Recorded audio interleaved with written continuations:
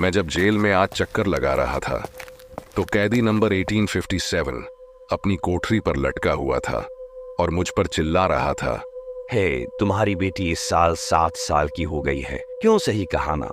जब मैं बाहर निकलूंगा तो सबसे पहले उससे मिलने आऊंगा। कुत्ते के बच्चे!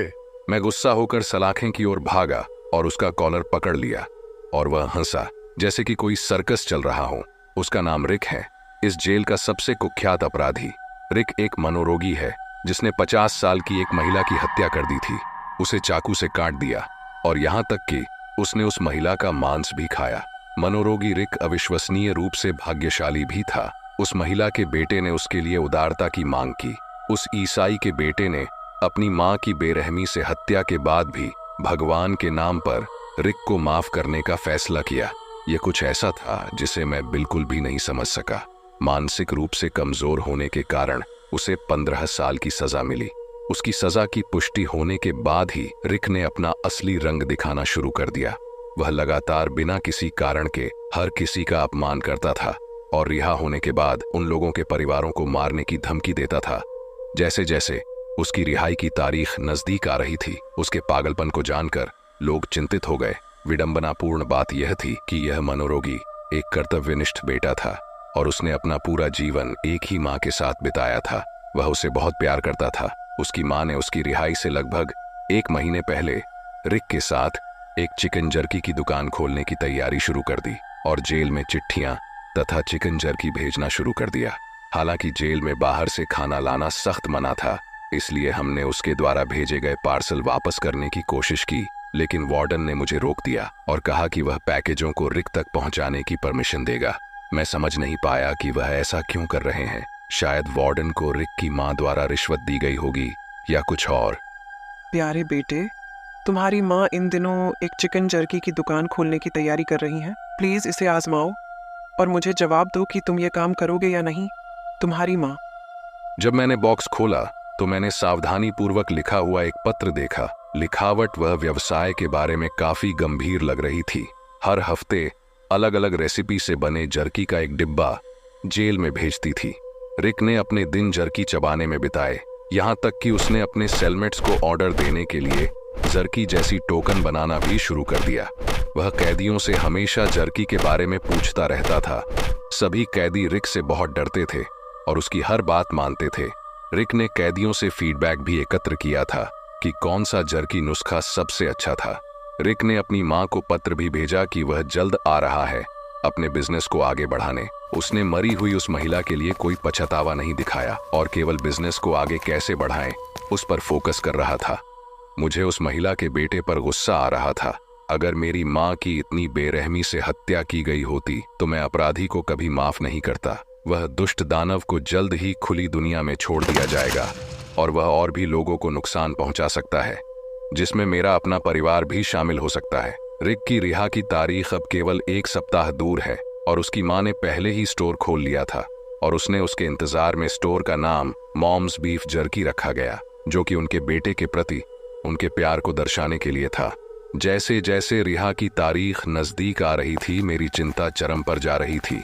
मैंने एक दिन की सीक्रेट छुट्टी ले ली, जिसके बारे में मैंने अपनी पत्नी और बेटी को नहीं बताया कि मुझे रिक के पास जाना है। स्टोर पर उसकी हरकतों पर नजर रखने और अपने परिवार को उससे बचाने के लिए सावधानी से तैयारी कर रहा था। जब मैं पत्र पर लिखे पते पर गया तो मैंने एक पढ़े हुए शब्दों का एक बोर्ड देखा। यह रिक की मां द्वारा खोला गया एक स्टोर था। उसी समय मैंने वार्डन को स्टोर से बाहर आते देखा। यह देखने के बाद साफ हो गया था कि वह रिक की मां के साथ किसी तरह के षड्यंत्र में शामिल था। मैं अपनी कार में तब तक छिपा रहा जब तक कि वार्डन चला नहीं गया, फिर स्टोर में प्रवेश किया। अब जब मैं अंदर गया तो मुझे अपना चेहरा बेनकाब करना पड़ा। जैसे ही मैंने स्टोर का दरवाजा खोला, वहां गोरी त्वचा और शांत स्वभाव वाला एक आदमी खड़ा था। आपका स्वागत है। क्या ये रिक की माँ की दुकान है? हाँ, लेकिन आप कौन हैं? तुम शायद यहाँ काम करते हो।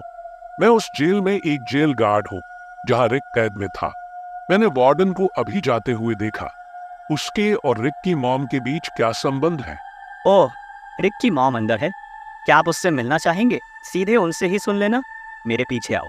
मैं उस आदमी के पीछे पीछे किचन के अंदर एक स्टोर रूम तक गया और उसने छत की ओर इशारा करते हुए कहा कि वह यहाँ है। एक अधेड़ उम्र की महिला का सिर सॉस में भिगोने के बाद सिकुड़ा हुआ और मुड़ा हुआ छत से लटका हुआ था।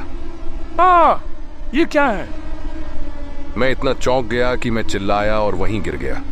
फिर वह आदमी तेजी से मुस्कुराया और कहा, मैं उस महिला का बेटा हूँ जिसे रिक ने मार डाला था। मैं रिक के रिहा होने और जल्द से जल्द इस स्टोर पर आने का इंतजार कर रहा हूँ। मैंने शरीर के बाकी हिस्से बेच दिए हैं और अब केवल सिर बचा है। अंतिम नुस्खे के अनुसार सिर तैयार करूंगा और इसके बाद अगली बारी रिक की है। मैं वहां से भाग गया। मुझे विश्वास नहीं हो रहा था और किसी को भी नहीं बताया कि उस दिन क्या हुआ था। 1 सप्ताह बीत गया। मैंने जेल वार्डन के चेहरे को देखा। जब वह रिक को घूर कर देख रहे थे तो वह अजीब तरह से हंस रहे थे। रिक खुशी से आखिरी बार दिए गए जर्की का स्वाद चख रहा था और अपनी रिहाई के कुछ समय बाद ही रिक लापता हो गया। मेरे वर्क प्लेस की यह सच्ची डरावनी कहानी 2012 की विंटर सीजन में स्कॉटलैंड में घटी थी। शाम होने के कारण रोशनी कम हो रही थी और हवा में ठंडक थी। मेरी 2 दोस्त निम और आयशा वेस्ट एंड एरिया में एक ब्यूटी सैलून में काम करते थे। सैलून बंद होने का समय था। तभी स्की मास्क पहने 3 लोगों का एक ग्रुप नीले शॉपिंग बैग लेकर आया। वे लोग चिल्ला रहे थे और पूछ रहे थे कि सैलून का मालिक कहाँ है, जिस पर उन दोनों ने जवाब दिया कि वह आज नहीं आए हैं। दोनों लड़कियां डरी हुई थीं। उन्हें लगा कि आदमी काफी नौसिखियां लग रहे थे। फिर अचानक उन्होंने हथौड़े और चांदी के डक्ट टेप निकाले। पुरुषों ने निम और आयशा को सैलून के पीछे की जगह ले गए, जहां उन्होंने अपने हाथों और मुंह को डक्ट टेप से लपेट लिया।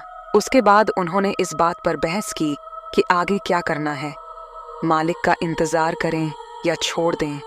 उन्होंने जाने का फैसला किया, लेकिन इससे पहले कि वह जाते उन्होंने कैश रजिस्टर और कुछ मिरर्स को अपने हथौड़ों से तोड़ दिया। हैरानी की बात यह है कि उन लोगों ने कुछ भी चोरी नहीं किया। फिर वे सैलून छोड़ गए और निम और आयशा को टेप से बांध दिया गया और मुंह बंद कर दिया गया, जबकि लड़कियों ने खुद को टेप से मुक्त करने के लिए काफी देर तक संघर्ष किया।